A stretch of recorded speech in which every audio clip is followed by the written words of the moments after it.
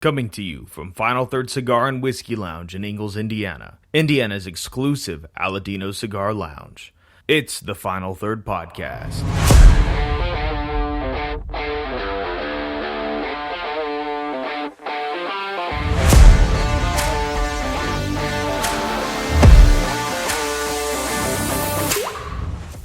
Welcome back to the Final Third Podcast. I'm Rob. And I'm Isaiah. And today we are going to be starting our new pairing for November. So this is going to be a pairing for the entire month of November. We are pairing the new Pie Synestesia Red.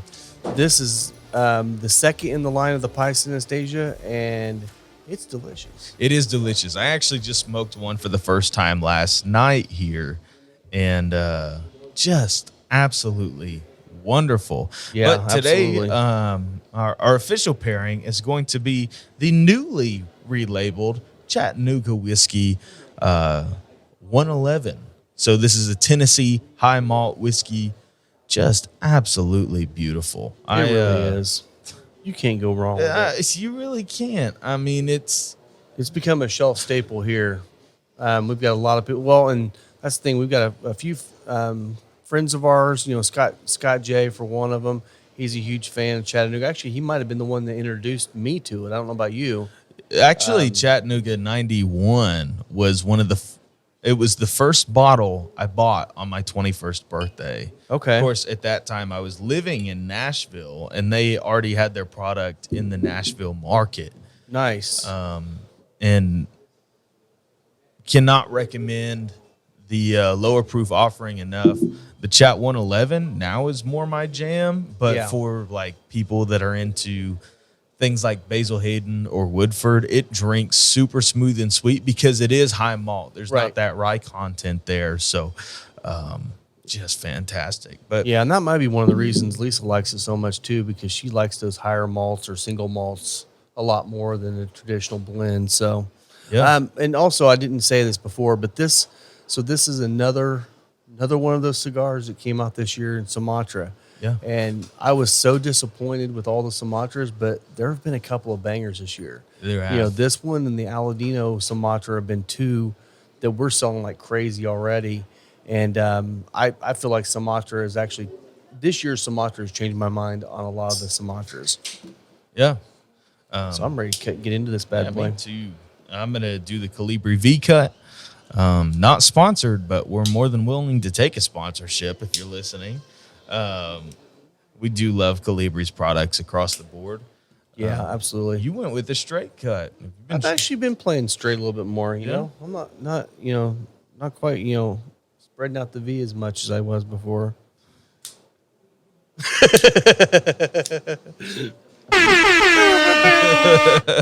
Yeah.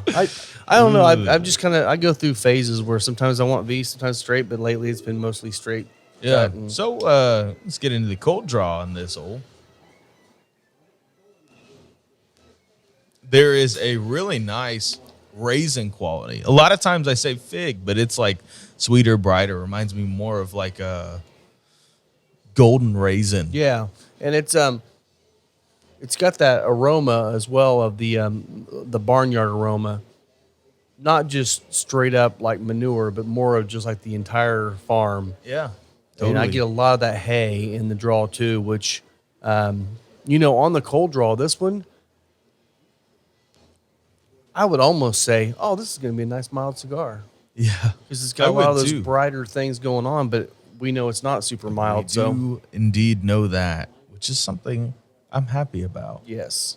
So, Rob and I are both using the Julius from Colibri to light. Yeah, and I got to get more on order. We've sold all of them out already. Well, I never thought I would be a soft flame guy, but I have really enjoyed this. And this is, so on the light, I think it's great. It takes quite a bit longer to light than a torch.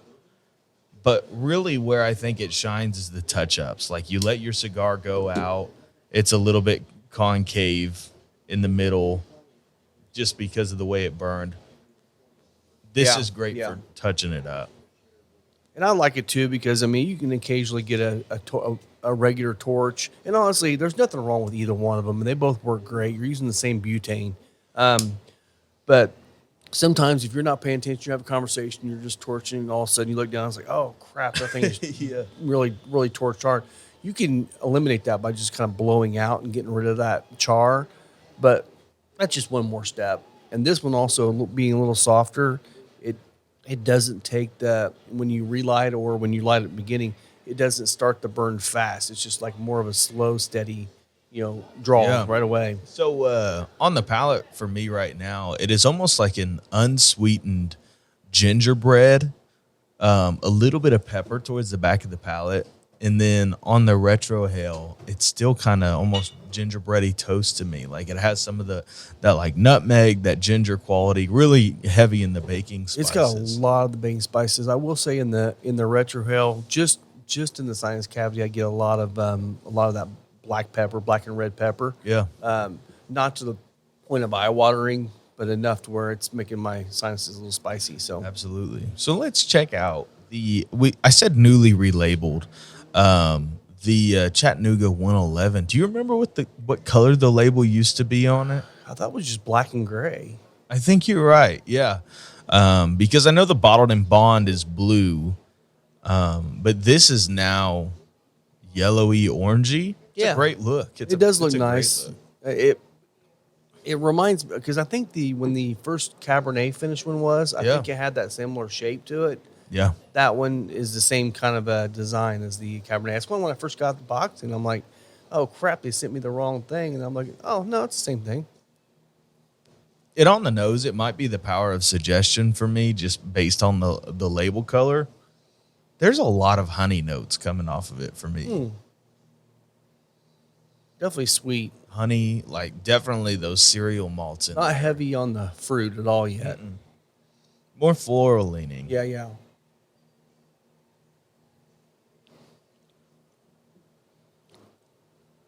Oh, man. Dude, I forgot how good that was. That's heavy leaning on the honey. Yeah. Yeah, but Oh, it has I some of did those too. like more stone fruit notes in It it. does.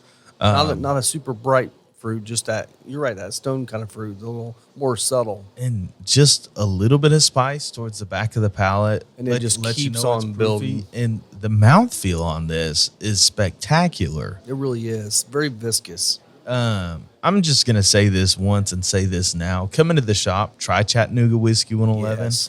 And if you're not near around here and it's available on the shelf, just buy it. This is a shelfer type bottle that is just one of those ones that can live on your shelf. When it runs out, you can get another one. Yeah, And this is their so- main staple. I Yeah. mean, other than maybe like the 91, they this- probably sell more of this than anything else, I bet. This drink's better than a lot of the allocated releases I've had this year. Yeah. and you're probably talking, this bottle should be somewhere in the 45 to 50 range at the most. Yeah. It might be a little higher in I've some seen it as stores. high as 55. So and again- I would still pay that. Again, think about 55. 55 is what Woodford Double Oak should go for.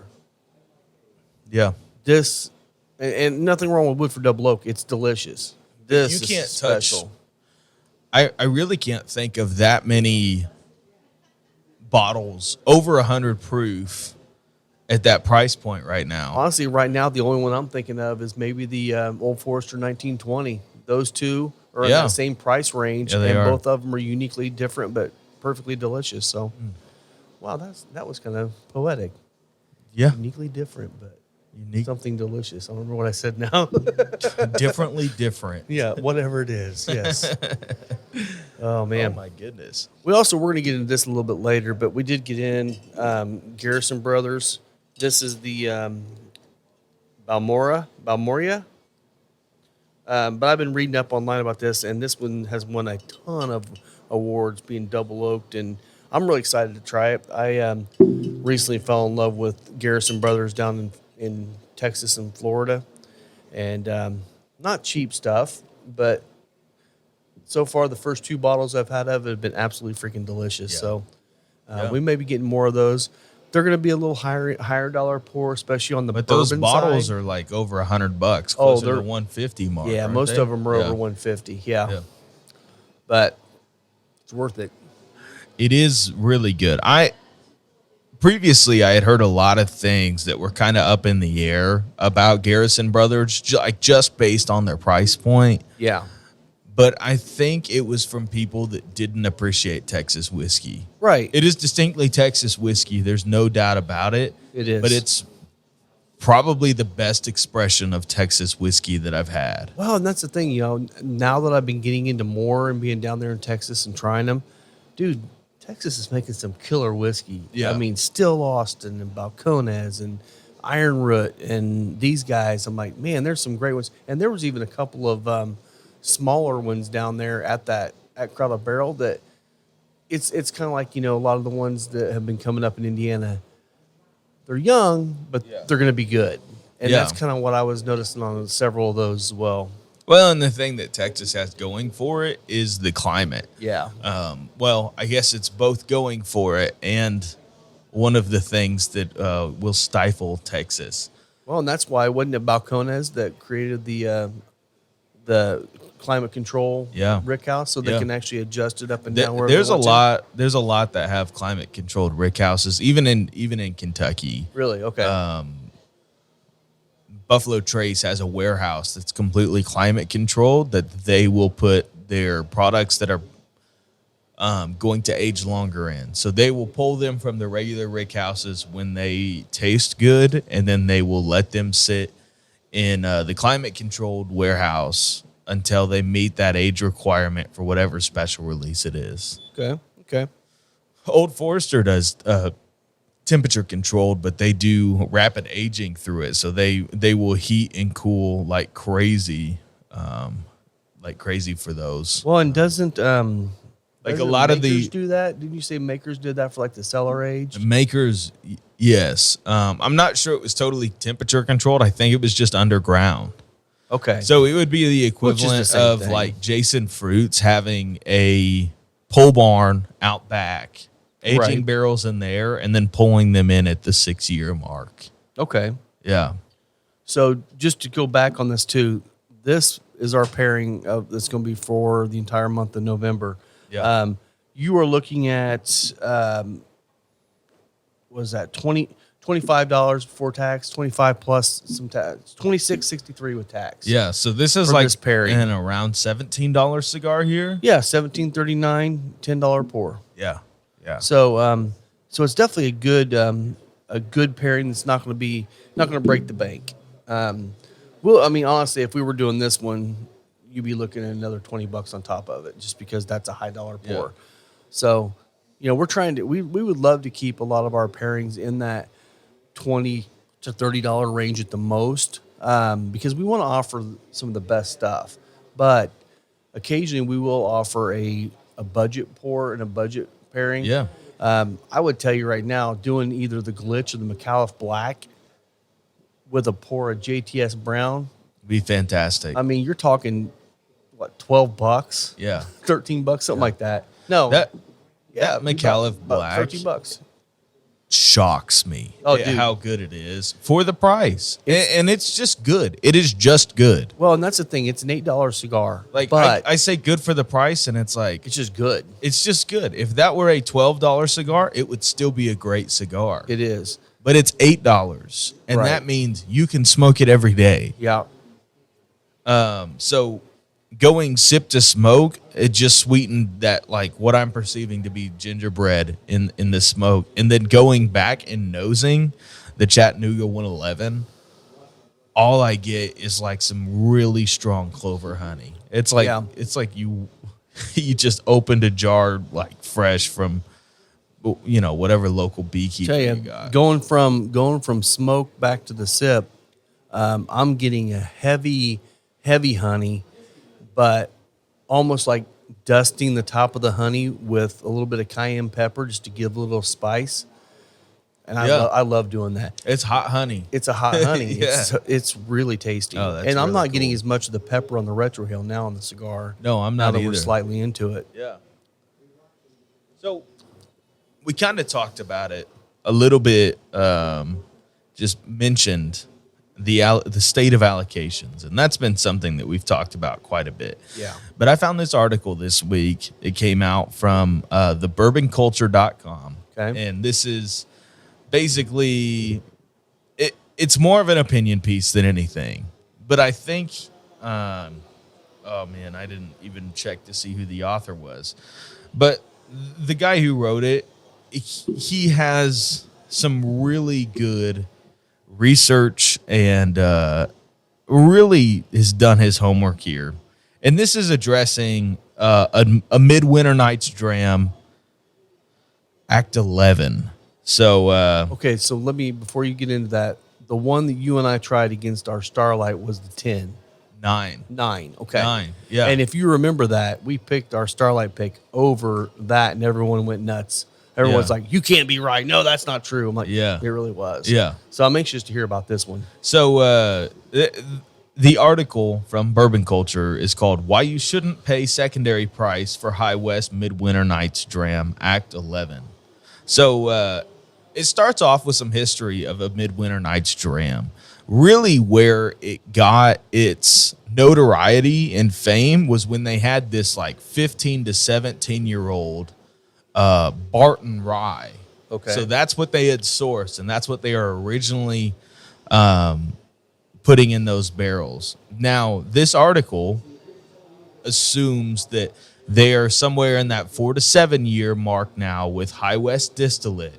Okay. The other thing that he talks about is them making it a lot sweeter than years past. So he insinuates that they are pouring more or having a lot wetter barrels than they once did, which honestly, That's fine. valid. Yeah. Like I could see how he makes that assumption. But what I wanted to really focus on is the number of bottles produced. Because that's the huge thing that I found in this article that was just like, oh my gosh. This article goes into detail about other bottles and how many bottles are made of different products. So you can get a good representation, right? Absolutely. Okay. So in 2022, there were 115,000 bottles of Midwinter Nights Dram produced. So last year's product. Okay. Last year. They had a 64% increase this year in production. Okay. And they have produced 189,000. Damn. Okay. Okay. So putting that So what into you're telling me is perspective. we should all see them at all the Myers and everywhere now, right? Yes. I may not be off of that. Yeah, I know. I mean, know. I was joking, but legitimately, you're right. the elite beverages, the little tiny one in McCordsville, had a case in there. Already. Yeah. Okay. So putting this 189,000 bottles in perspective, there are 14,000 bottles, only 14,000 produced of the 2023 Old Forester Birthday Bourbon. That's allocated. Yeah. There are 84,000 bottles produced of all 6 labels of the Van Winkle products. How many? 84,000. Of So each. Okay. no. That's everything together. All the Van All of Winkle. them. So Gotcha. you're talking 23. You're Old talking Rip, 15. everything. You're talking Lot B. Yeah, Old Okay. Rip. Okay. That explains a little bit more about why it's so hard to get. Okay. With Yeah. that many different bottles, you're talking maybe 6,000 of one of those. But putting this into perspective, Penelope Bourbon in 2022 produced a total across their entire line, like their bottle count was around 600,000. Okay. So you're talking High West produced Midwinter Nights Dram this year to the point where it basically could be a third of Penelope's category. But okay, let me throw this on the other side of it. Okay. Penelope's only released in like 8 states now, right? 10 states maybe. So that could be part. I mean, you're a lot more product, obviously, Yeah. But instead of going nationwide and actually beyond. what That's just the devil's advocate in me trying. No, to I see if there understand may be this. a balance of this. like George T. Stagg in 2018, which that was the last year Buffalo Trace provided numbers for how many bottles. There were 45,000. So I mean, you're talking, Wow. and that's high for like a allocated release. Yeah. Is 45,000. So what this article tries to make the case for is that Mid Winter Nights Dram is no longer allocated just based off of how many bottles they produced. Oh, it also says that Midwinter Nights Dram went up $50 this year. Damn. Yeah. So you're talking anywhere from that like 160 to 175 range for these bottles that are no longer relatively considered allocated, and they very well could be everywhere. Yeah. And actually they are. Excuse me. Basically what they are claiming here is that there's no longer any reason to buy secondary for these. Yeah, especially immediately, because at the distillery, they did not enforce any limits, so people were able to buy cases upon cases upon cases at the High West Distillery. Yeah. And people will be flipping them like crazy until people realize that everybody has them. I can have them, yeah. It's kind of like Starlight Cigar Batch. It started allocated just based on demand and not being able to keep up with it. Yeah. And then they ramped up production, and now it sits on shelves. Yeah, it's sitting in mire and not being touched. That's what's happening with High West, a Midwinter Nights Dram. Wow. Okay.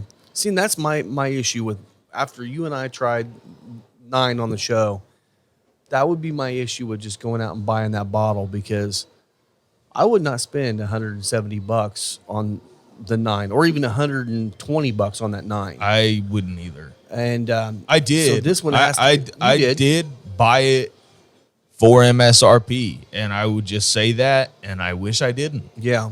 But, again, if that was an everyday shelf item around the $70 mark, I would say, yeah, there's a time and place for that. And for a perfect example, that Garrison Brothers I got, which was a store pick, a distiller's reserve pick, that was $170.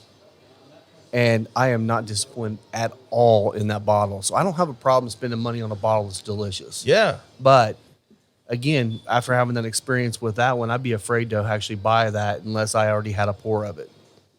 That might be a good bottle to go in with a couple of buddies and split it and just drink it together. But and it's kind of the story of Willet, where Willet originally was sourcing this super high quality, high aged Heaven Hill product. And that's where the purple labels got famous. right.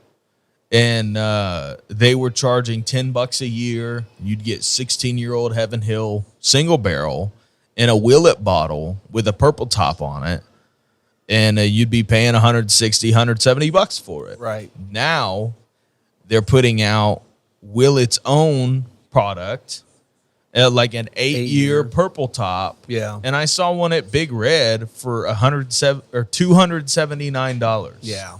But it's nowhere near as good. It's because of that purple top. Well, I shouldn't say that. To me, I know people love purple tops. I'm not crapping on purple tops. They're fine.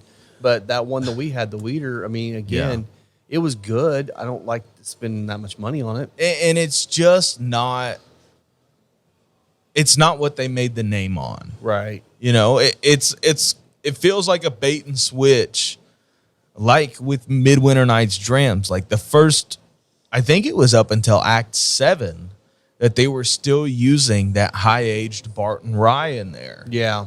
And you were talking 15 to 17-year-old Barton Rye. I think it was in Act 7 they blended that Barton Rye with their own product, and people were like, ooh, maybe it's going downhill. And now here we are at Act 11, and you're having 4 to 7-year-old High West Rye in there, and it's just not the same thing. Wow. And it's more expensive than it once was, and there's more made than ever. Yeah. And it's just... Well, and that's like, I was talking with Scott Deschong. That's why Rendezvous Rye used to be really good, was because of that high-aged Barton Rye. That makes sense. And his wife was actually at a Meijer, I think it was, or somewhere, and she took a picture of the shelf to show him what was on there, and it looked like the Rendezvous Rye with the old label was on the shelf, and he's like, buy it. That was delicious. because he had bought one he wanted to share with me because he loved the Rendezvous Rye. He tried. He said, "Man, that was so disappointing how it changed." And back to that whole Willet, still putting Willet on the bottle and stuff. That was one of the things I really thought I appreciated a lot about New Riff. They come out and they're using all their source product, and it was OKI. And then when they had their own distillate, it became New Riff. And it was very transparent. This is what we're doing now. This is what we did before. Well, and that's something I have to commend West Fork for. West Fork's doing the same thing, exactly. Where they basically have two operating distillery names or brand lines coming out of the same distillery. Yeah. All of the MGP and all of the source things are under the Old Hammer and Hugh Hammer. Yeah. Yep. Old Hammer, Hugh Hammer, and then all of their stuff is just West Fork. Yeah. You know what? There's nothing deceptive about that. No. And it's just puzzling to me. But I think there's going to be a lot of distilleries that are in this kind of limbo. I think of like the Lex Row Distillery. Forever they were pushing Heaven Hill product. Yeah. Like people loved a lot of the cash strength Yellowstone stuff like that because it's Heaven Hill. You're talking like 6-year Heaven Hill. Well, and I feel like West Fork is kind of in the same boat with New Riff, and I know there's a lot of really big New Riff fans. I know the bothers love New Riff a lot as well, but I feel like West Fork's on the early end of that too, where the Hugh Hammer and Old Hammer kind of had a following, and they had some really good bourbon. Yeah, and their new stuff's not quite there. It's young. I kind of felt like New Riff on their first offerings were a little young and not quite ready, and the OKIs had such a following on them because they were delicious. So it may be the same boat. West Fork hopefully they'll continue to age and get, their stuff gets better like New Riff. New Riff has got some great stuff now. And you'll know the OKI name now because it is a product that's no longer, like the brand is no longer owned by New Riff. They're owned by another company, and that other company is doing great things with them. It is not the bottles of old. It's not the 17-year MGP bourbon in a bottle. It's not that, but they're doing wonderful blending and things like that. Yeah. But it's just kind of, it's one of those things is how quick can you grow and how much do you want to feed into the hype machine? You know what? Starlight could do it with their cigar batch. Starlight could do it with their honeys because that product got big on a 4-year-old bourbon sat in an Amberana barrel. And you know what? Those Amberana barrels, they can get I think they're up to maybe 10 runs on one barrel. They can do it again. And they bought so many Amberana barrels that they can continue to do that. That product became popular when it was young. Yeah. You were talking 4-year product in that barrel. And you don't even have to age it, but for 3 months in there, it is they can do it over and over and over again. Yeah, some of those pungent woods, man, have a lot more life in them than just a standard oak barrel because, the wood is very, very porous and has a lot more flavor or just aroma in it or whatever you want to call it. That one, some of the ones I've seen that have had that longer use are a little bit more tamed down on all the sharp notes. And honestly, they're probably going to get better the longer they wait. Yeah. 15, 20 times in the barrel, you never know. You might finally have something I like. Absolutely. And we're gonna beat a dead horse here. But I had a question for you too, because I saw a post someone had posted out in the Whiskey Tribe channel. Shout out to those boys. Shout out. They posted a bottle. It was just a green label of the William Heaven Hill 17. So it's a 17-year-old Heaven Hill that has the old. I think is it William? Yeah, William Heaven Hill. Yeah. Their original owner of the distillery before they bought it, and I really want to find a bottle of that. So those are distillery only releases. Can you get it at Heaven Hill anytime, or is it just randomly? No, it's random drop days, and you gotta pray to the gods of whiskey that you're. Because I have never seen that bottle. You know on what? The shelf I actually anywhere. do think that some go out to retailers. But your best chance is like knowing around the right season where it comes out and just going to the Heaven Hill Distillery every day to see what they're. Have you ever had any of those? No. Okay. Those are harder to get than the Heritage Collection. Okay. Those are harder to get than the Parker's stuff. Like, so that's kind of like not just a Heritage, it's more like a family reserve kind of thing for them. yeah, I mean that's like That makes sense. I mean, it's more widely available than Double Eagle, very rare, but it is kind of in that same world. That same world of like, this may have been one barrel that got put into bottles, Right. You know. Yeah. Okay. So I'm gonna have to hunt for that one. It is hard to get. So this week I was scrolling through Reddit, as you do, and I found on some of the cigar pages of Reddit just some questions, and some of them I'm like, well, duh, that's what you do. But there are things that I don't think we've ever talked about. Okay. So I'm going to read this, and we're going to try and give some good advice to this Redditor. Let's do it. So Are you going to actually comment back on it so he actually gets the good advice, or? no. Okay. I have no plan to do that. I got you. Yeah. These are, Send a recording of the podcast to him. I mean, these are questions that I don't think I ever would have thought of just things to answer for people that are newer into smoking cigars. Interesting. So this one, we'll start off. This is on r/humidors, which the other one I think is from that same place. But the subject is, where should I put the Bovita pack? So he says, I have a small humidor for up to 30 cigars that has honestly, that's a legit question. that has a glass lid. I have only found Bovita holders that are for attaching on the inside of the lid. Is there any other way? Can I put the Bovita holder on the bottom and the cigars on top of the holder? Yes. Yeah. You can stack cigars right on top of the Bovita. I mean, one thing I'd recommend, I mean, a lot of people will put, their Bovitas on the bottom and just stack on top of them. One thing I would recommend if you're doing that, and honestly, it might not matter if you're smoking them quick, but if you're aging them for a while, just rotate your cigars every once in a while. So the ones that are actually touching the Bovita pack go to the top and on down, but they shouldn't actually over humidify it that much to worry about. But no, they're actually designed to be able to stack right on top of the Bovitas. And if you're nervous about that, throw the Bovitas on top. Well, and when I'm traveling and I still have not unpacked my Tupperware from my trip, I literally have cigars in there, and just one of the normal sized. I don't know what those. The little bitty ones, the 8 grams, no, the bigger ones, the 60 grams, the 60 gram, 69 in there. Yeah, and there's no issue with those cigars. And again, and we've said this before, but since we're talking about it here, you don't have to replace them until they're hard. Even when they have just a little bit of softness, they're still working. But once they start getting hard, just throw another one in there, and you don't have to actually think about it too much. Yeah. Okay. So no, actually, that's a good question. It's just not something that I think we've ever.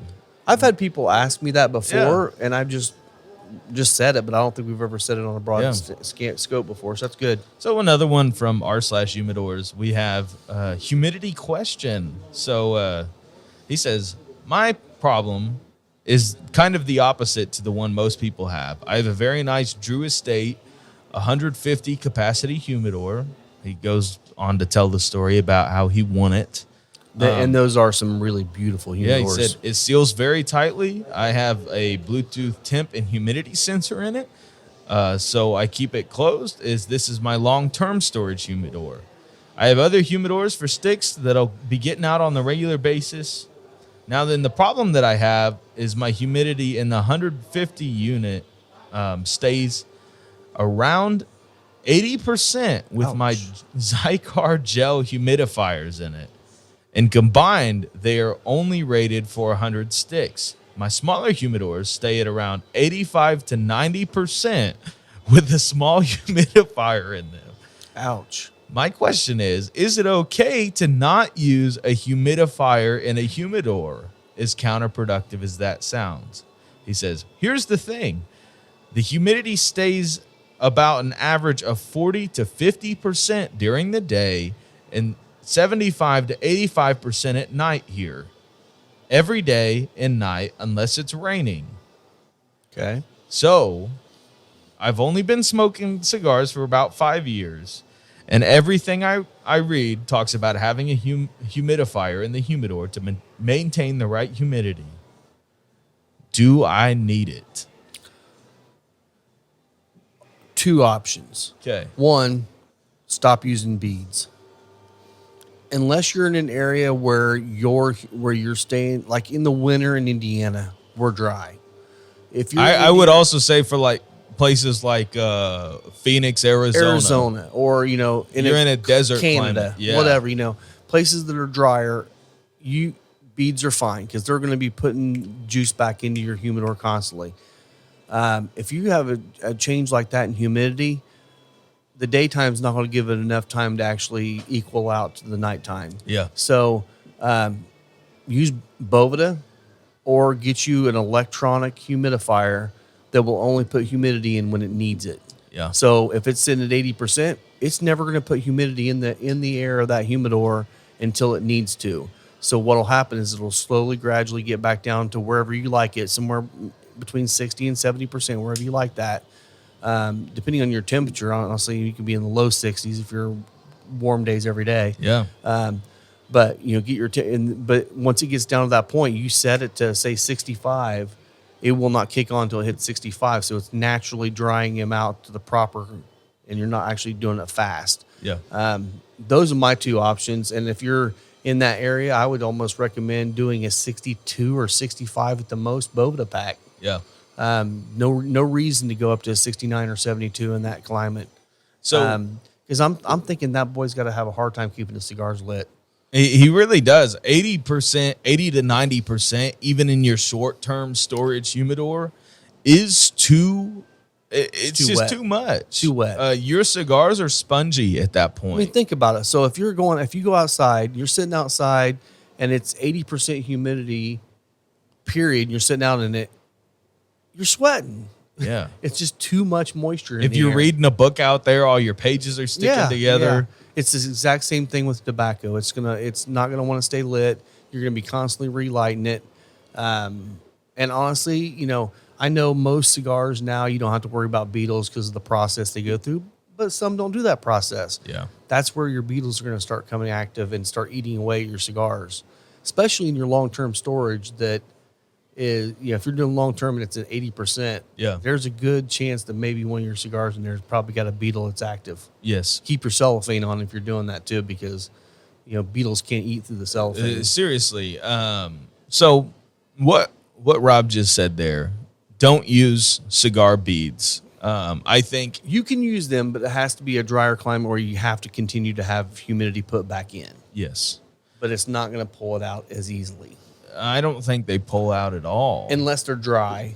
Unless they're like the beads are already dry. They might pull a little bit, but they're not designed to be going back and forth. Well, like and a lot of those are systems where you're dumping in propylene glycol into them instead of distilled water. Which is what's doing it, yeah. And it doesn't soak in that easily. No. So I would quit doing that. And if my humidors were at 80%, first of all, what I would do is I do this. I have hygrometers in my house in different rooms because I have a lot of wood. I have a lot of music equipment that needs stable humidity if I'm going to take care of it a long time.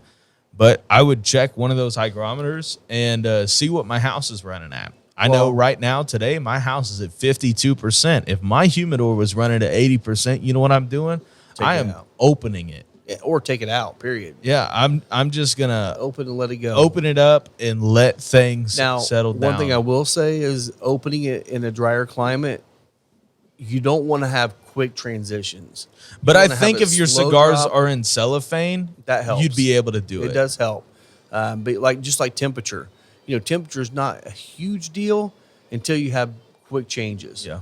If you're sitting at 75 degrees and all of a sudden you drop it down to 50, that's a shock. That's a shock to the system. You need to let them sit for a while. But yeah, I mean, if your house is getting up to 75% humidity at night and then dropping back during the day, I honestly don't think that I would be storing in your typical humidors.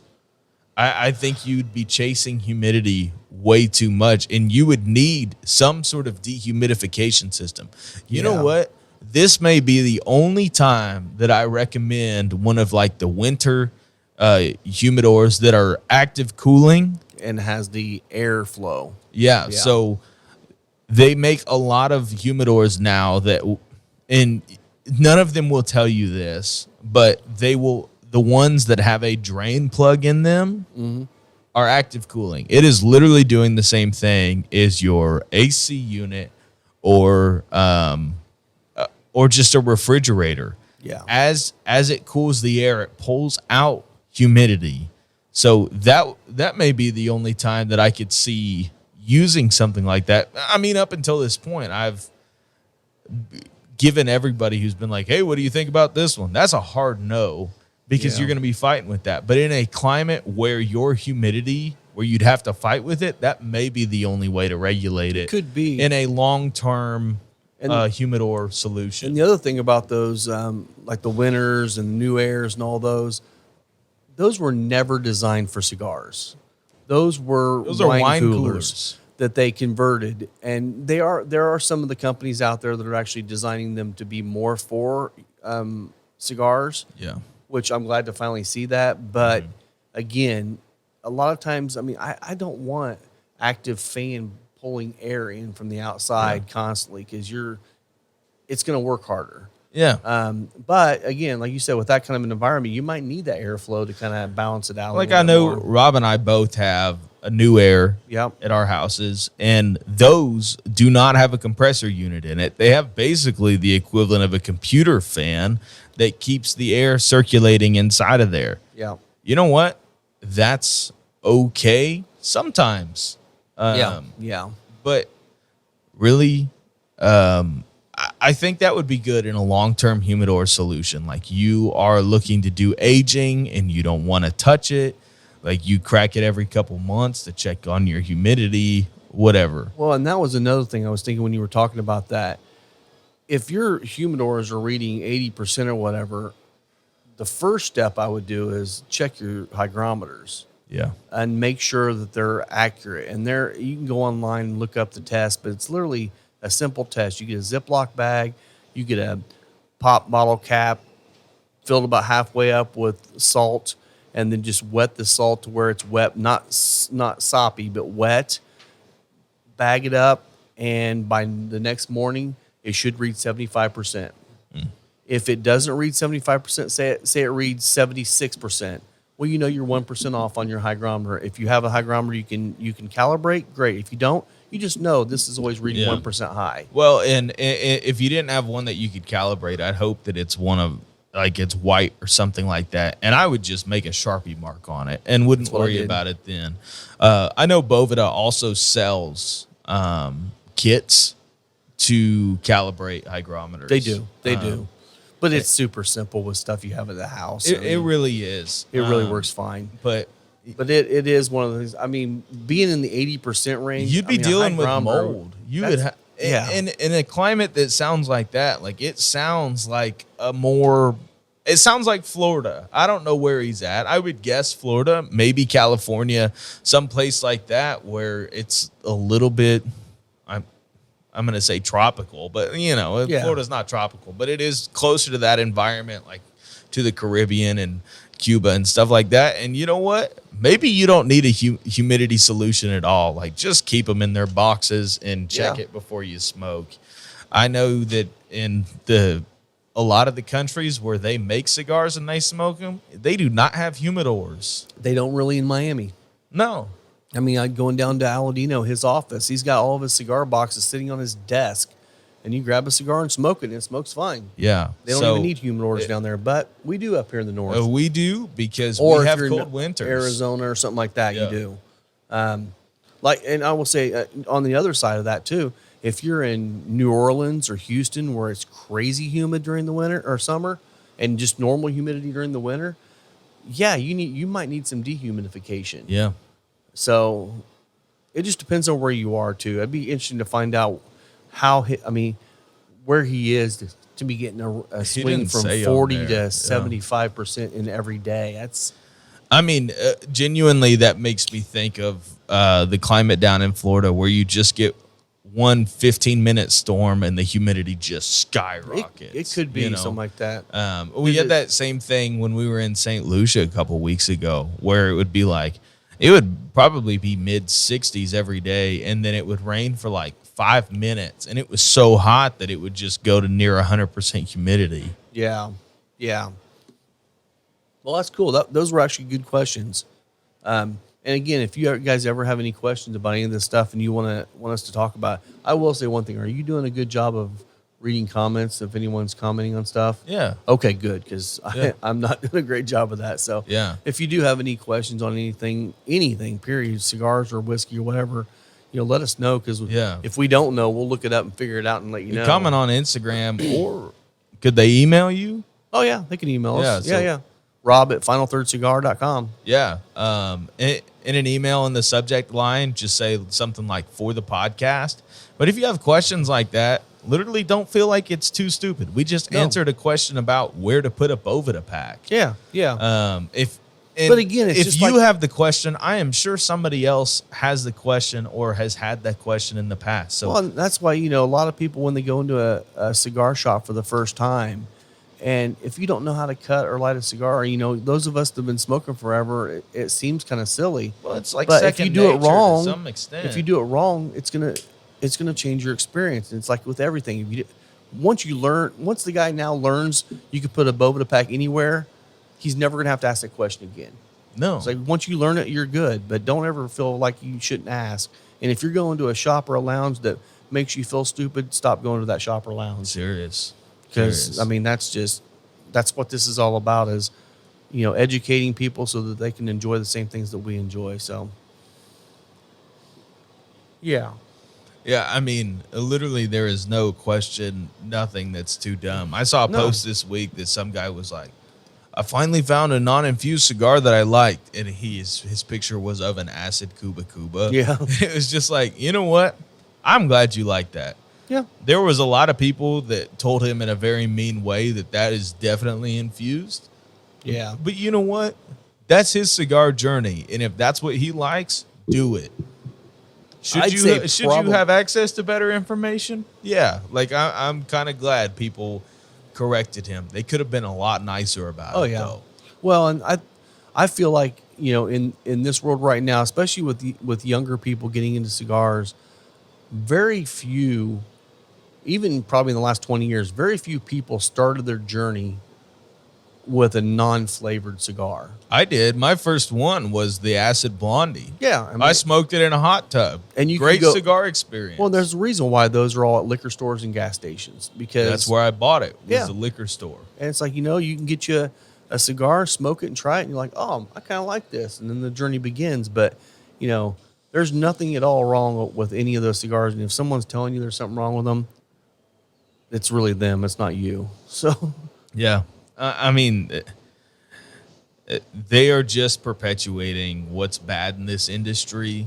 The best cigar, like the Whiskey Tribe would say with whiskey, is the cigar you like to smoke the way you like to smoke it. exactly. You know what? If you want to do a crown cut on top, which I've seen on a lot of the Facebook pages where you just double cut with a V, Yeah. do it. Yeah. If you want to do a straight cut, do that. If you want to do a punch cut, do it. If Yeah. you want to slice it off with your thumbnail, do it. That's what they do in most cigar shop factories. Smoke your cigar the way you like to. If you want to canoe it all the way down the side, do that. Just enjoy yourself. This is a relaxing thing. what it's And if designed that's what's for. relaxing for you, do it. Yep, that's exactly what it's designed for. If you're sitting down relaxing and enjoying a cigar and a bourbon, or just a bourbon, that's what it's about. It's supposed to be an enjoyment to either do by yourself to relax, or share that time with your buddies. Yeah. So I'm into the second third of the Pie Synestesia Red, and the spice has found its way back for me, especially on the retrohale. It's leaned into some red pepper.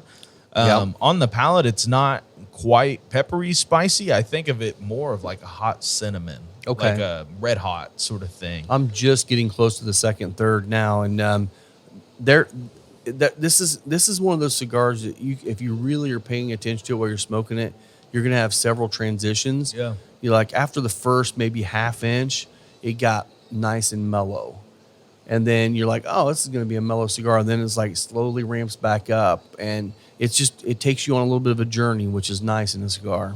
Yeah, and going from smoke to sip, this this Chat 111 really reminds me of like a spiced mead.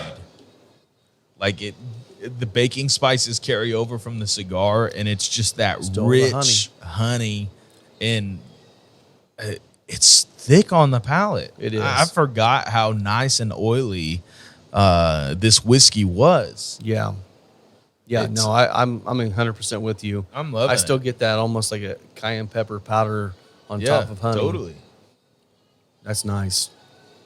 Yeah, I'm enjoying this. I'm actually down to the last drop, so I might dive into the Garrison Brothers. Yeah. Go ahead and crack a bad boy open. I can tell you, this cigar is great on its own. The sweetness, it doesn't naturally have a sweetness in there on the cigar, so a sweeter whiskey or a sweet leaning whiskey like the Chat 111 goes really well with it. This is crazy. On this Garrison Brothers, it is a more expensive bottle, but instead of a regular tag to pull the wax off, they put a strip of leather under there, Oh, nice. which Which made it a whole hell of a lot easier to pull off. it did. It legitimately You're not going to rip did. you're not going to rip the leather in half. Yeah, I shouldn't be impressed by it. It's an expensive bottle, but like, first of all, that's Texas. If that ain't Texas, I don't know what is. Hell yeah. Hell yeah. And these come with a nice little yeah, the necklace bottle and tag, everything, yeah. man. Synthetic cork on this one, which actually I've grown to prefer in my whiskey journey as I started. When I saw a synthetic cork, I always thought, oh, that sucks. Yeah. Real cork, something about it. Synthetic cork holds up a lot better long term and also has zero chance of tainting your whiskey if it sits there for too long. and typically if it's the proper size cork, it's going to seal off a whole lot nicer. I've had a lot of problems with real corks. Well, you've also found a lot of like 50, 60, 70-year-old stuff that you're Yeah, a but I'm cork talking shouldn't even last on that like, long. I'm talking even on modern whiskeys where the cork is just, it's like almost undersized enough to seal it off while there's a seal on it, but not enough for like long-term storage.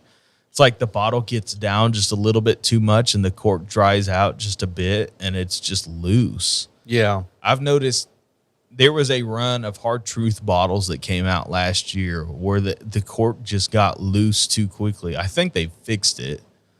But, yeah, it's just, I don't know. Tell me about this whiskey. So yeah, Rob. so this one is a I'll just read it. This it's a Texas straight bourbon whiskey, bold and majestically crafted, having been aged not once but twice in two completely different oak barrels. So this one, their recommendation is this is a perfectly balanced, rich bourbon flowing with crimson candy flavor.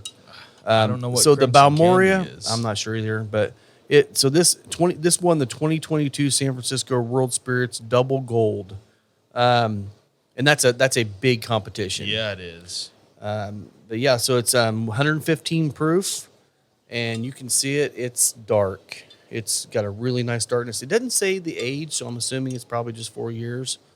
But it's so the corn varietal is food grade #1 white corn from farms in South Texas. So it's the Texas corn. not feed corn, Nope. Crimson Candy. It's that ribbon candy. Oh, Yeah, okay. interesting. That nice little fall candy. Yeah.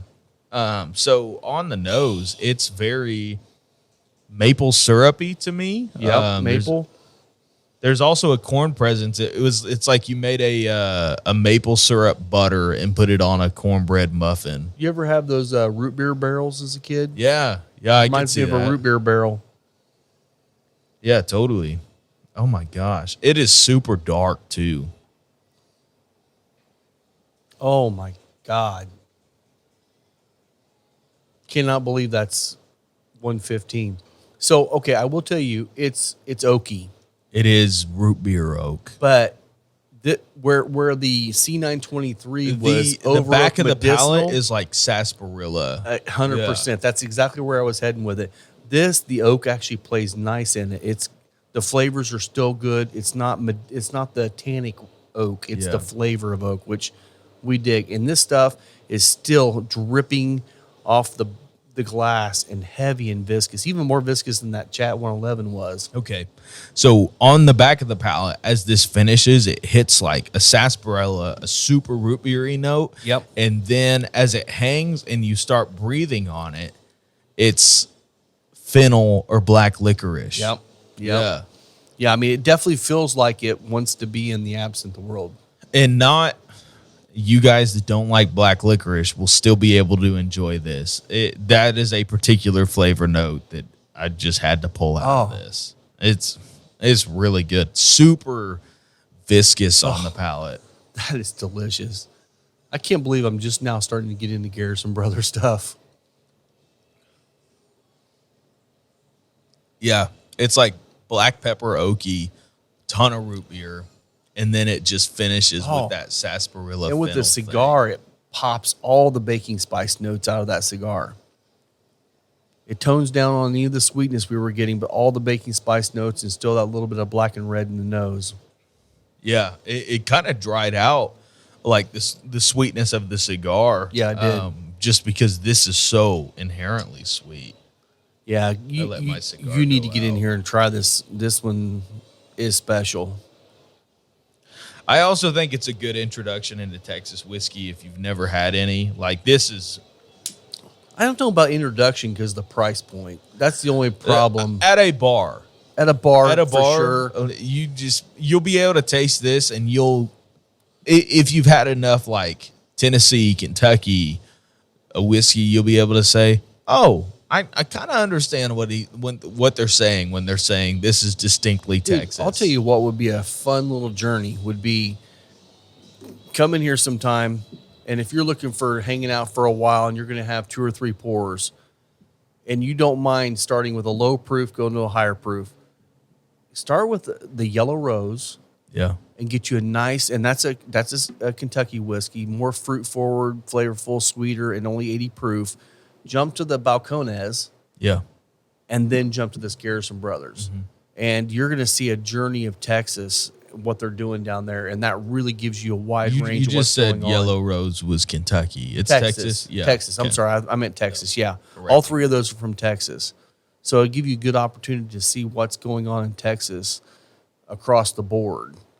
And eventually I'll probably get Still Austin. I don't think are they even selling here yet? I think they are. I as far as I remember, I've seen them at Total Wine, which Still Austin is one of the best distilleries in Texas. Oh, it's a small little distillery. Alan and I went there. Shout out to Alan. Shout out. He stopped by and saw us last night too. Heck yeah.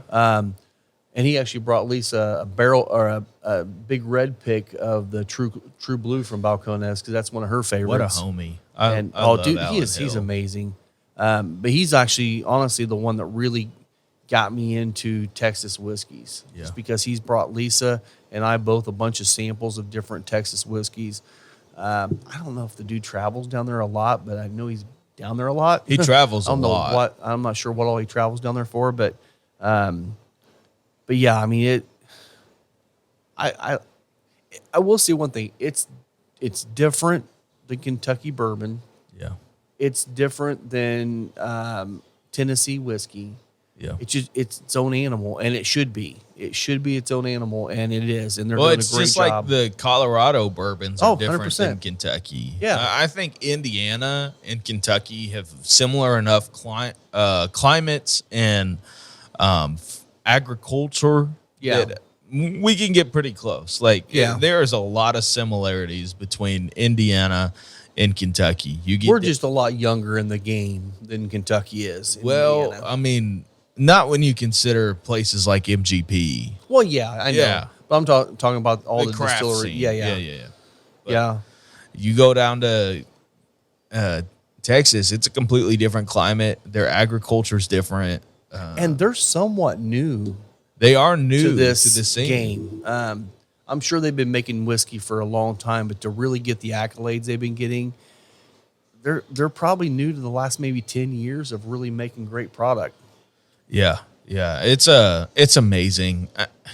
I would love one day. I would like to have a bottle from every state and just be able to say, let's do a very small pour of every single one, and let's just walk through it. Well, know? and just like Michigan has some really great distilleries. I mean, you've got Traverse City Whiskey Company. Their barrel proof stuff is delicious. Some of their barrel picks are fantastic. Yeah. You got Journeyman that's on the way, and they're starting to build their portfolio and making some great stuff. You got some small ones like Mammoth that's starting to make some good product up there. So I'm with you. I think that would be a blast to have something from every state to kind of figure out what's the different region. I mean, just like you go up to the Northeast, and they have some of that corn strains and wheat strains that are kind of different than what we have here. Totally. So it's going to give you a different profile. I wish we had a big enough platform. I've seen a lot of people on the food YouTube space saying, like, they'll do these videos that are like, I made food, the famous food from all 50 states. But they're going out of their way to pull people to say which food represents your state. Yeah. Like, it would be amazing if we could say which whiskey represents your state the best, and just have people vote on the distillery. So there's a good conversation. What whiskey in Indiana represents Indiana whiskey? MGP. Right, I would legitimately have to say MGP. And it's the 95.5 rye. Or the 36% bourbon. Like the high rye bourbon is one of the most famous things to come out of Indiana. You're right. Of all time. And honestly, the reason why as much as I would love to say Starlight or Spirits of French Lick or Old 55, like, as far as famous in this state and out of this state, it is the MGP high rye bourbon. Okay, that makes sense. And if you know anything about Indiana, our governor, I think in the last maybe 2 or 3 years, rye is our state whiskey. Yeah, and it's because of MGP. Yeah, it's 100% because of MGP. Because if you're a bourbon guy, MGP. Yeah, almost every small distillery around the nation either buys MGP, Barton. Yeah. Those are the two biggest. Dickel. Yeah. That's probably where they're getting some of their stuff from. Now you have some offshoots like Ohio. You got Watershed that's doing some stuff for people. You also now have Bardstown Bourbon Company that's BBC, doing a lot for people. Yeah, BBC's doing a lot for people right now. They're actually they're one of the first ones that they don't quite have the age of like your MGPs or George Dickel. You can source a 12 to 17 year product from them, which is just crazy. And it's all going to taste like mothballs. It does kind of do that. But it's kind of cool to see that, because like BBC, maybe other ones are doing this. I know MGP is doing this now, but BBC is actually part of their model is, if you have a brand and you want to have them do it, they'll age it there for you, they'll bottle it there for you, and your brand can be right out of BBC. Yeah. I mean, isn't that what Green River's doing now? So Green River is owned by BBC. They're owned by them now. They're taking part in the contract distillation for other brands. Yeah. So you can have your stuff produced, aged, bottled at the Green River distillery. Yeah. Just like you can at BBC. Right. Yeah. So I mean that's pretty cool too. Like I've been seeing it's been happening a lot over the last 4 or 5 years, maybe even longer than that. But I've seen a lot in the last 6 months of new celebrities that are coming out with their own bourbon. Yeah. And that's what they're doing. They're going to these distilleries that do that and say, make me a bourbon. You know, some of them I'm sure have input on what they want. Some of them probably don't care. Yeah. But, you know, they're creating, I mean, Blacken did that. Blacken is all from the Metallica boys. Yeah. They did a lot with Willet. With Willie, those yeah, releases. Exactly. You got your new, you know, Buble. He's got his coming out, which Yeah. I can't remember who he got it with, but It was sourced from Canada and it's a Canadian, from which Heaven makes Hill. sense because he's a Canadian, and why wouldn't Yeah. he not do that? But just thinking, like, what if you were to choose one bottle for Kentucky whiskey? Like, this represents Kentucky whiskey. What would it be for you? Right. No, like, what would you choose? Kentucky? Yeah. Heaven Hill's my jam.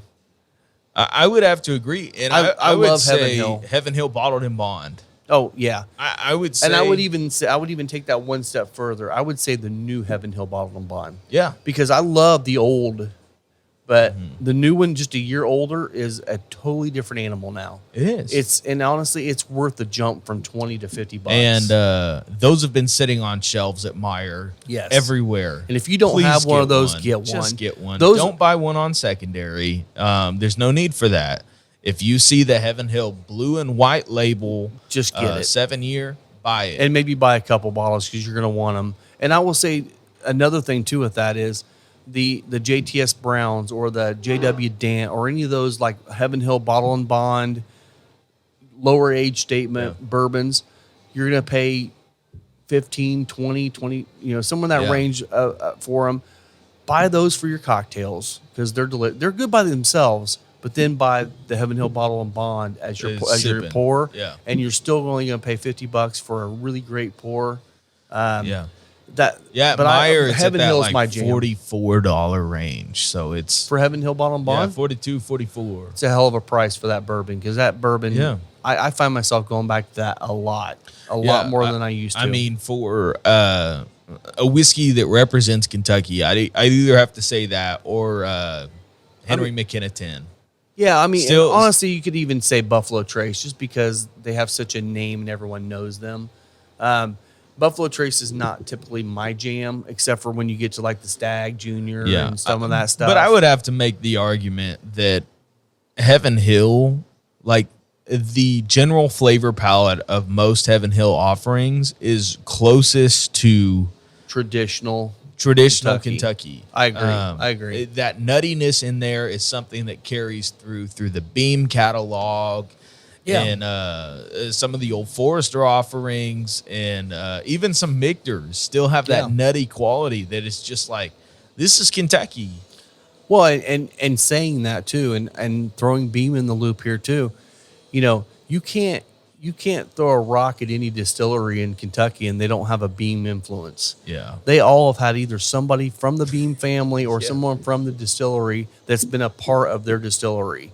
And that's why when you have a place like Heaven Hill or Beam or Buffalo Trace, any of those makers, Turkey, all those, when they have a distillery fire, all the other distilleries come together and make sure that they're taken care of. Because everyone's in the family. It's family. And that's one thing I do appreciate about Kentucky bourbon. And I'm seeing that in other states now too, like Texas specifically. You know, it's a family. All of them love each other. All of them work together and they do stuff together. And they're working together to promote the Texas whiskey category. Absolutely. In general. Well, I mean, it was kind of fun down at the Bastards Ball at Crowded Barrel. You know, Crowded Barrel's really, really new to the scene. But they won a huge award in Texas as the best single malt in Texas. And the funny thing was, you know, Rex is standing up on the stage talking to everybody, and you've got Balcones over here, you got Still Austin over here, you got Ironwood over here, you got all these distilleries that have all worked together, and really all of them have worked hard with Crowded Barrel to make sure they succeeded.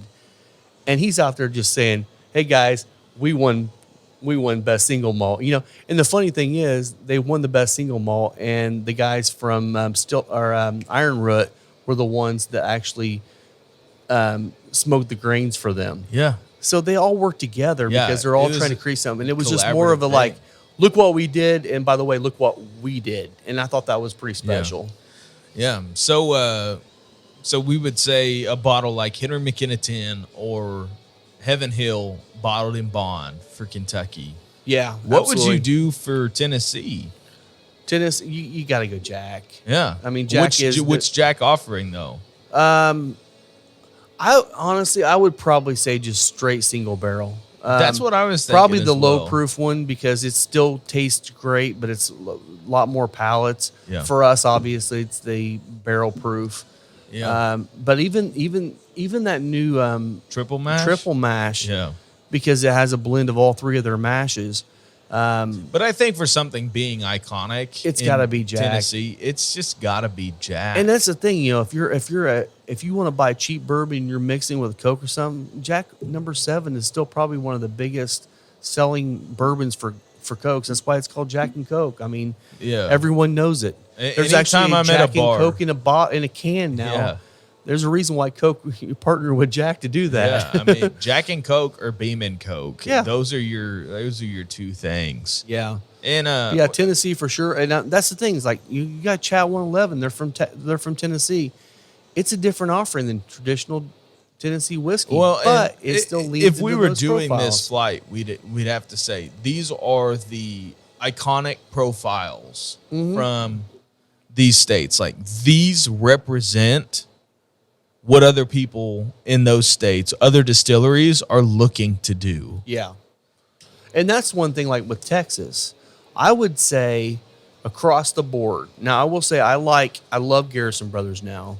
I love Balcones. Some of the Crowded Barrel stuff I tried I really liked. I would say for them, I would almost have to go back to Still Austin. That's what I was thinking as You know, well.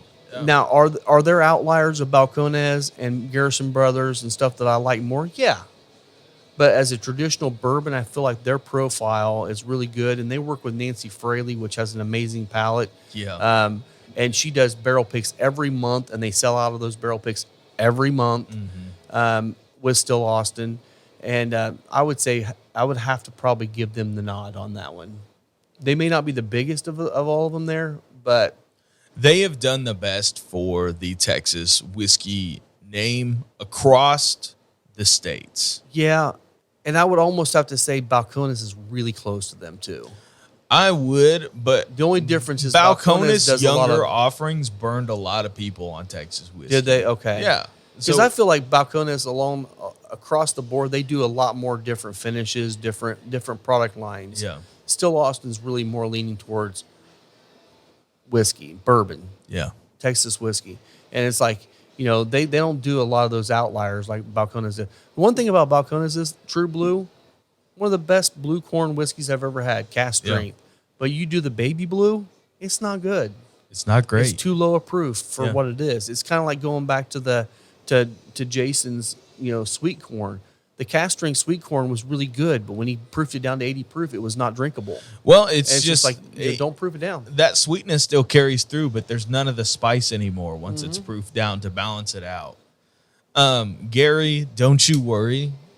For Missouri, we got to go Wood Hat. Wood Hat, I don't know anyone else in Missouri that's one making whiskey, but two that could probably even hold a candle. No, to that. not even close. Not even. No, there's nothing close at all. And actually, we're in the process of talking about doing an orange corn pick there. Yeah. And that is some of the best sweet corn bourbon I've ever had in my life. And we're going to be doing one of those. I know Will's been talking about doing it here soon. So And His for you guys that are watching, you'll probably see that Rob and I are relighting our cigars a couple times. That's talking. not because of the cigar. That's just because we keep running our mouths. I think for Georgia, it would have to be 13th Colony now. oh yeah, they Yeah. seem to have a. I mean, They got 'em. and I we're still supposed to be haven't- getting those here soon. I haven't tried any of the 13th Colony stuff, but I thought Will brought some. Did he not bring some? he could have. I can't remember. I either. don't quite remember if he did. He brings a lot of samples. Yeah, he does. And that we appreciate. Yes, we he definitely appreciate. My whiskey palate has been greatly expanded just Well, by knowing you. and I would like to. I do want to shout out Eric Jansen. So Eric, if you know Eric, or if you've ever met him, he's the redhead with a cowboy hat most of the time. Yeah. And he's in here quite a bit. He's And if he getting doesn't married. have a cowboy hat, he definitely looks like he's farmed. Oh yeah, 100%. And he is. He's from a Yeah. farming family. He was in here. We're recording on a Friday. He was in here last night, and he invited a bunch of people just to come hang out. Yeah. It was the 8th anniversary of his dad's passing, and it was just a celebration of his dad's life. And Yeah. there were so many great bottles brought out to sample and to share. He brought in his favorite 8-year bourbons. I think he brought like 7 bottles of different ones to try. It was really cool. And that's honestly, that is to me the epitome of a bourbon event. Yeah. It's a celebration. It's a celebration of something, whatever's going on. Maybe you got a promotion. Maybe it's Tuesday and you're wanting to celebrate. Bring Maybe some it's people just together. a celebration of drinking good whiskey Yeah. with people you There love. is nothing like that. I mean, I know I'm more of an introvert where I like to be by myself a lot, and I have to do that to recharge. But there's nothing like hanging out with buddies that are into bourbon and cigars, and just hanging out and sharing pours and just doing life together. I mean, it's there's nothing like it at Yeah. all. And last night was just a fantastic night of that. Last night the table had on it. We probably had 35 bottles up here at one point. Yeah, but I the ones that stuck out for me was a Jack Daniel's 12. We had I think I might even see that on the table. yeah, it was here. Shit.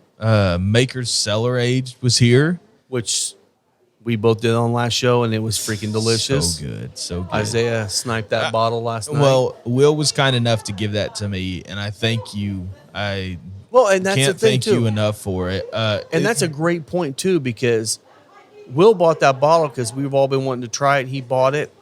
It wasn't his jam, it wasn't. and it's like it was the best Makers I've ever had. Period. Yeah. I don't know about you, but I know it's I definitely think the so, best for me. definitely. But it wasn't his jam, and that's cool. It's like that's something else that I think a lot of people don't realize, or don't do, is if you get a good group of friends together and you buy a bottle and you share it with your buddies, everyone buys something special, and it's like, I don't like this as much, but I like that better, and you don't like that as much, but you like this better.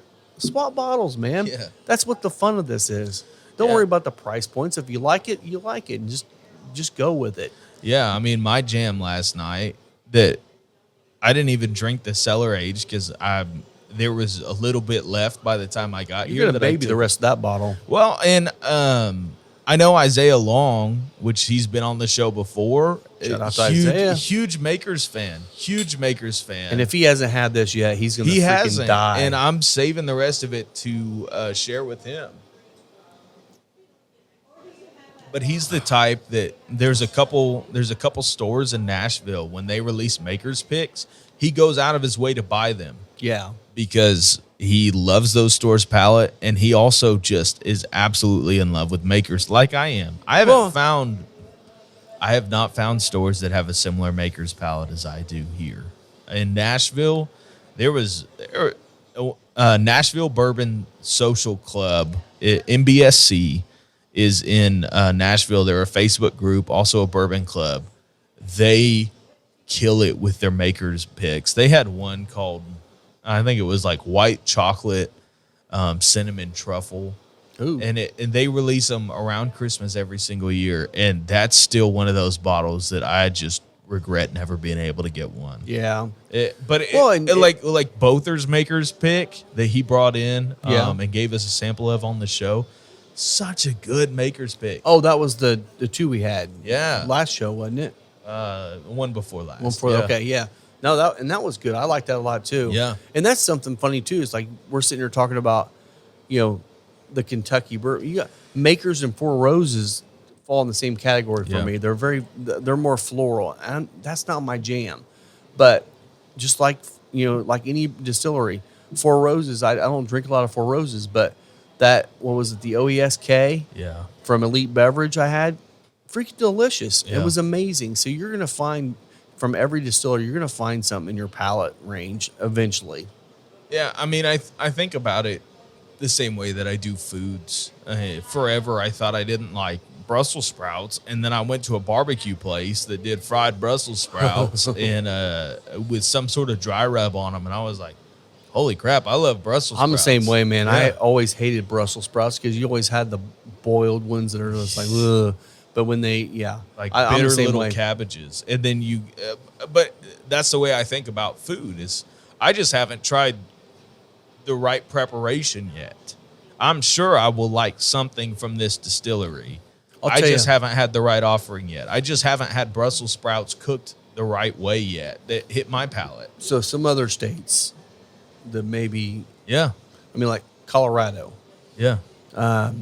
Who's your pick? I would have to say Stranahan's out of Colorado. Stranahan's is probably the most well-known out of Colorado. I really love Peachtree. What they're doing at cask strength now, and they didn't release a lot of cask strength stuff because that's just not the Colorado palate. But now they're starting to put out more of their cask strength stuff. I love the Peachtree stuff. But again, it is a different animal. I mean, you're using grains from another part of the country, and it's nice. But Stranahan's across the board is probably what you would think of as Colorado whiskey. Yeah. Are there any other states you can think of? What? Okay, Canadian. What would be Canadian for you? Canadian, I would have to go with the Alberta Premium Rye. Okay. Cask strength rye. I think that is so distinctly Canadian, and it's a palate that you only get in Canada. Okay. Their ryes come off more pepperminty to me than anything else. And Okay. I don't, that's not a rye for me all season long, but you get some snow on the ground, like you bet I'm open up that Canadian, and Alberta even- Premium Rye. Even that one that Luke gave us last week to try, the Canadian Club 12 year, that one reminds me of Canadian whiskey. Is it one we're going to seek after? Probably not, because it was a little lower proof. Yeah. But it had that Canadian kind of feel. I mean, I know a lot of people know Crown and stuff like that. I mean, Canada here is really known for their ryes. Like a lot of the old Whistle Pig stuff was high-aged Canadian rye. I didn't know that. And Okay. and they've changed over now. I think Whistle Pig's in Vermont. Now, if you want the best Canadian, I think that we have around here, it's that Old Bones 17-year-old Canadian rye from Backbone. Yeah. Oh my gosh. 135 proof, but man, gosh, is it's it so beautiful. good. It's beautiful. That is probably going to be my winter pour. Oh, it has to I be. mean, just It's going to warm you up. curl up by the fire Yep, with yep. that Old Bones, and I'll be in my happy place. So, and where's then- Sagamore out of? Sagamore Are they Maryland?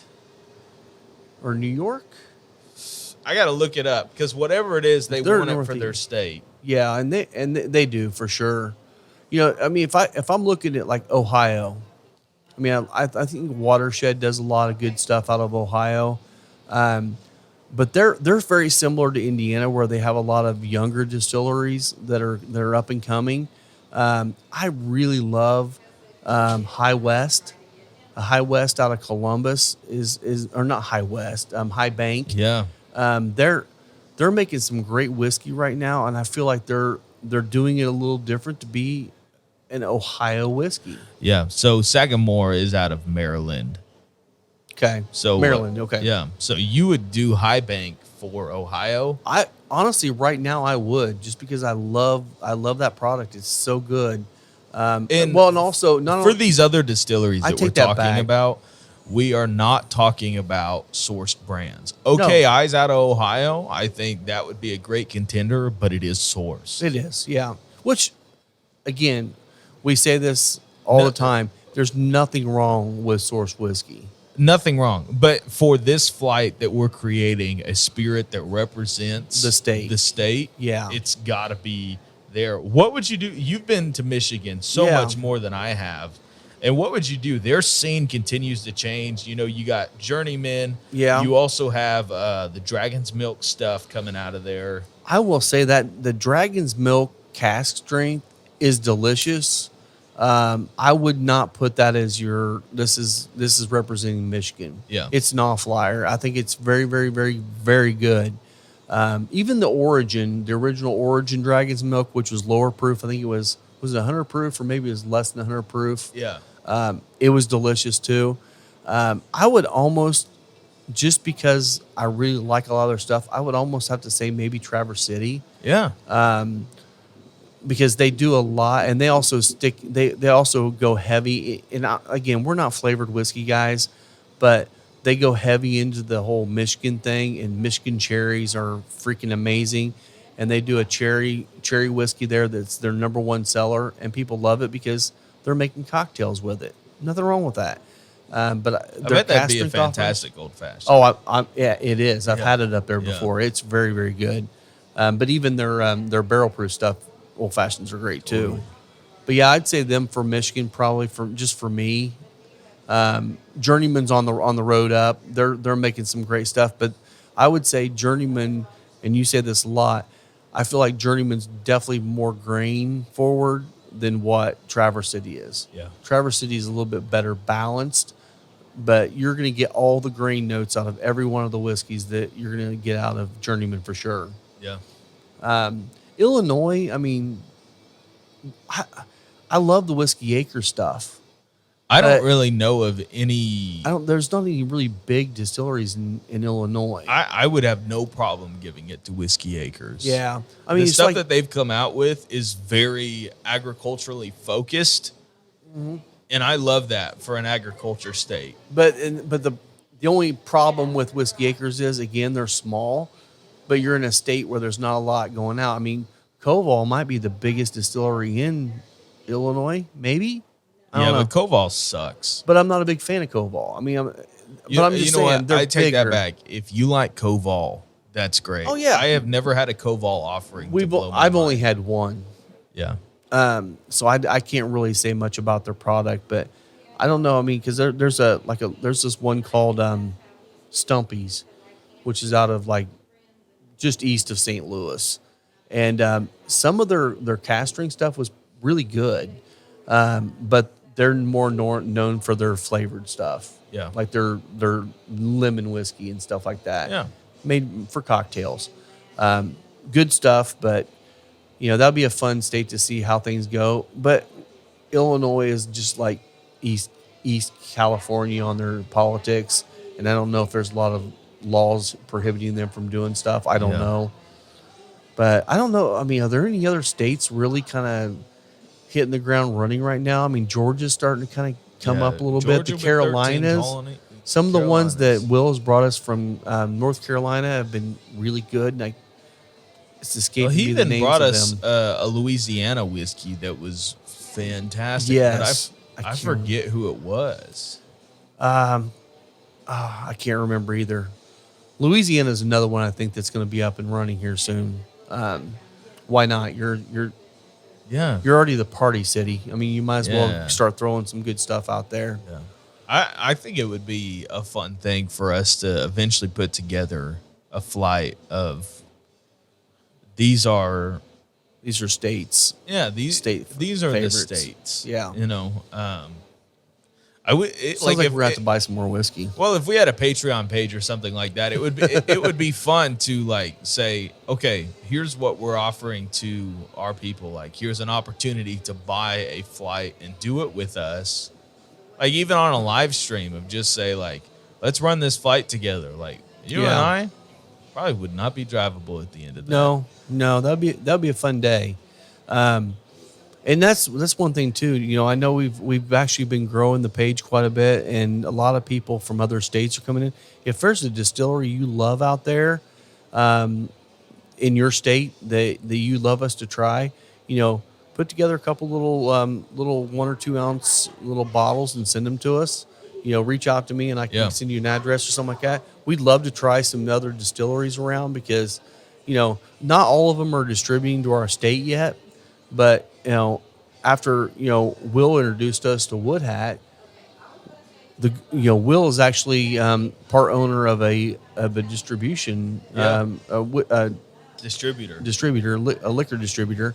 You know what? They're always looking for new good bourbons around the country that they can bring into our state, and that's a nice way to do it with a smaller distillery. It's actually going to go out and sell your sell their product. Distributor. Yeah.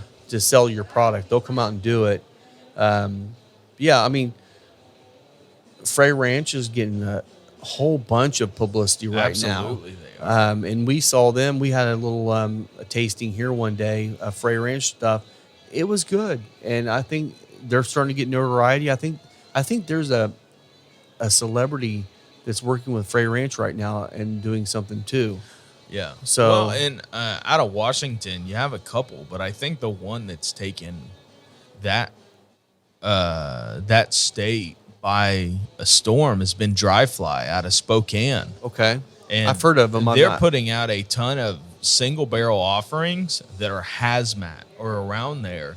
And they're just so creative with what grains they're using and what they're doing. Well, I'm anxious to try. Will went down with Fred Minnick's group down to Key West to the Hemingway distillery down there, and they picked a rye to bring up here.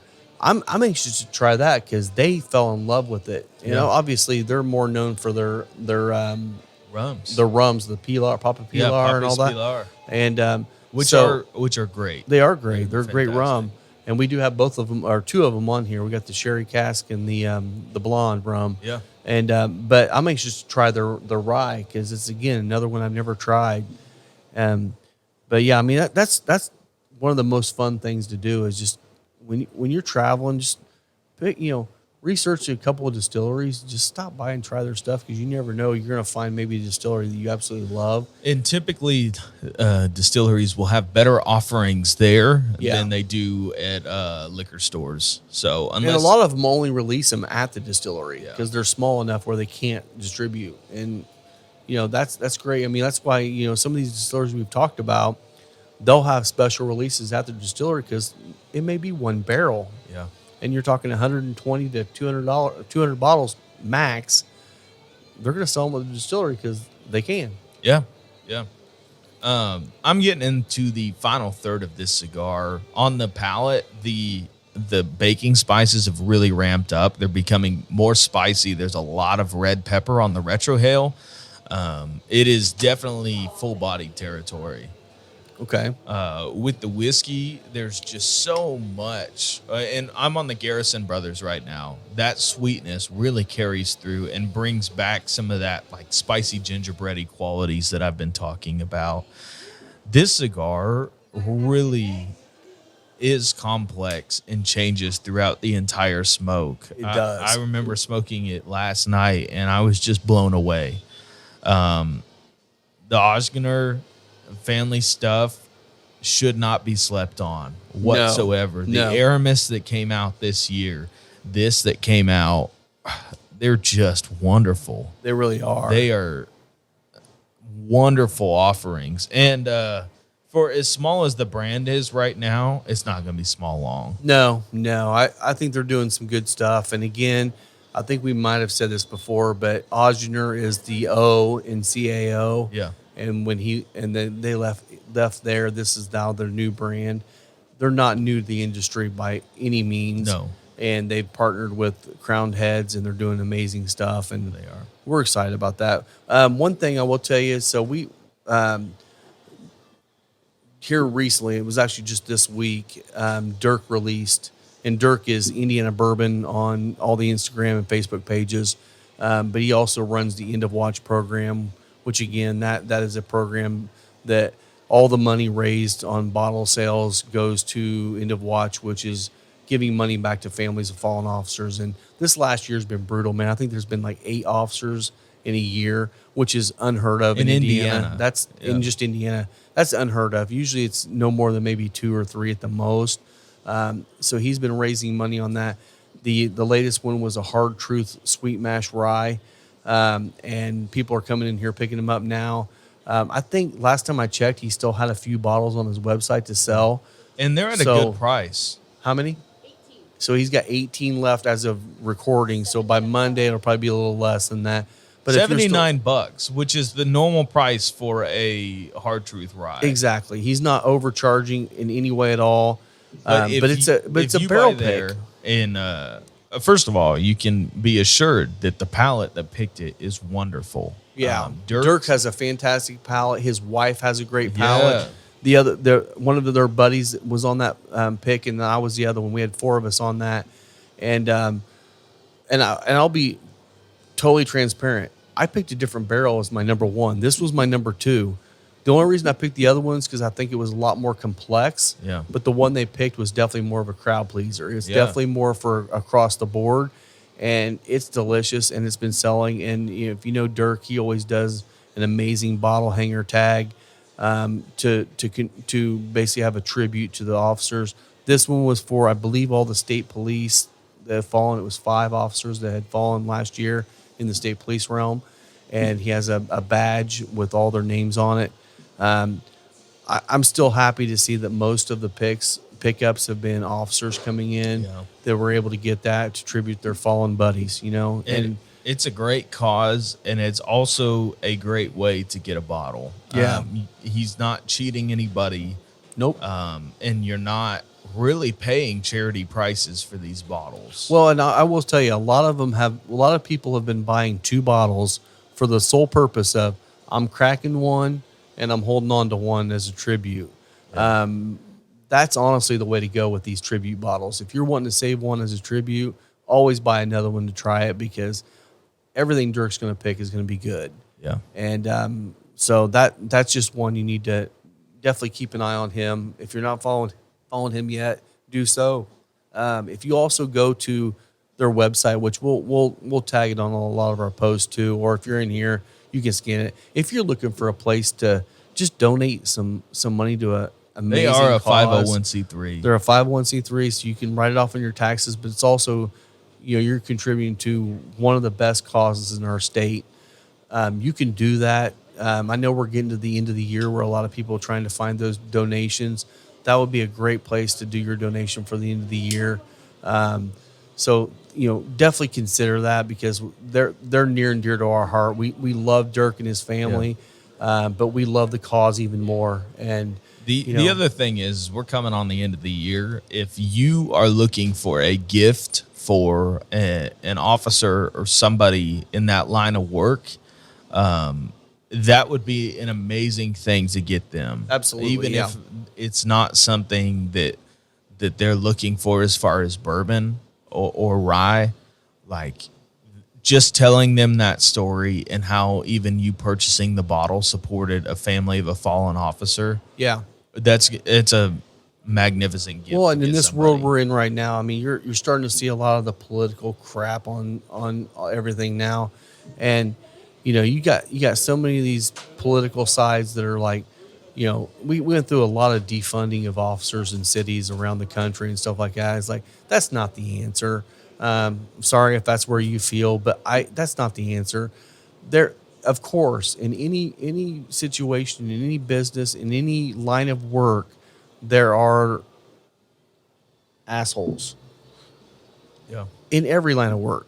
Don't judge the entire officer community based on the outliers because 99% of those guys are amazing people being underpaid to protect us and keep us safe.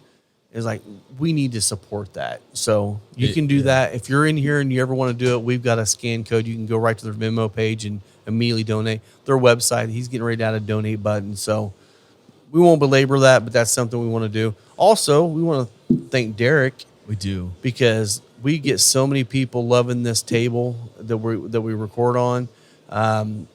He just does amazing woodworking. Look him up. Deadwood Live on Facebook. Reach out to Derek. He can make you something amazing that's one of a kind for your bar. And we can't say enough about his work. So thank you guys for listening in. Man, Rob, this is a wonderful pairing. It is. And it's going to be up on the pairing board through the end of November. Yep.